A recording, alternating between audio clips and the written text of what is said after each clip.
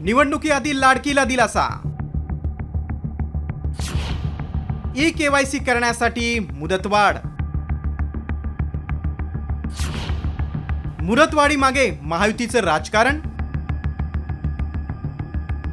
लाडकी बहीण योजनेत काटेकोर छाननी सुरू झाल्यानंतर अनेक लाभार्थ्यांची नावं योजनेतून वगळली. त्यानंतर सरकारनं ई-केवायसी करणं बंधनकारक केलंय. लाडकी ई-केवायसीच्या कचाट्यात सापडली असताना सरकारकडून दिलासादायक निर्णय घेण्यात आलाय. ई-केवायसीसाठी 18 नोव्हेंबरची मुदत दिली होती, मात्र आता ही मुदत वाढवून 31 डिसेंबर 2025 अशी करण्यात आली.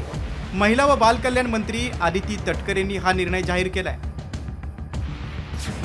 नैसर्गिक आपत्तीमुळे वेळेत ई-केवायसी करता न आल्यानं 31 डिसेंबरपर्यंत मुदतवाढ देण्यात आली आहे. ज्यांचा पती किंवा वडिलांचा मृत्यू झालाय त्यांनी मृत्यू प्रमाणपत्र जोडावं. लाडकीचा घटस्फोट झाला असल्यास घटस्फोट प्रमाणपत्र जमा करावं. योजनेचा लाभ कायम ठेवण्यासाठी वाढीव मुदतीत ई-केवायसी करावी असं आवाहन राज्य सरकारनं केलंय.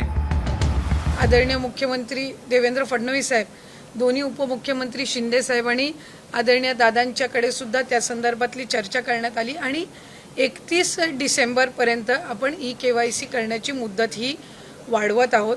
म्हणजे जेणेकरून ज्या काही जिथं अतिवृष्टी झाली, पूर परिस्थिती झाली, तिथल्यांनाही महिलांना ई-केवायसीसाठी त्या ठिकाणी अधिकची मुदतीतून त्यांना ई-केवायसीची प्रक्रिया पूर्ण करता येईल.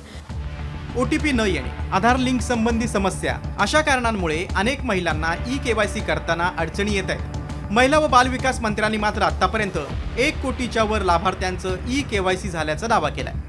दुसरीकडे निकषात न बसल्यानं तब्बल 30 लाखांपेक्षा जास्त लाडकींची नावं वगळण्यात आली आहेत. स्थानिक स्वराज्य संस्था निवडणुकीत महिला मतदार नाराज होऊ नये म्हणून महायुती सरकारनं ई-केवायसीसाठी मुदतवाढ दिली आहे का, असा सवाल आता विचारला जातोय. ब्युरो रिपोर्ट, साम टीव्ही न्यूज.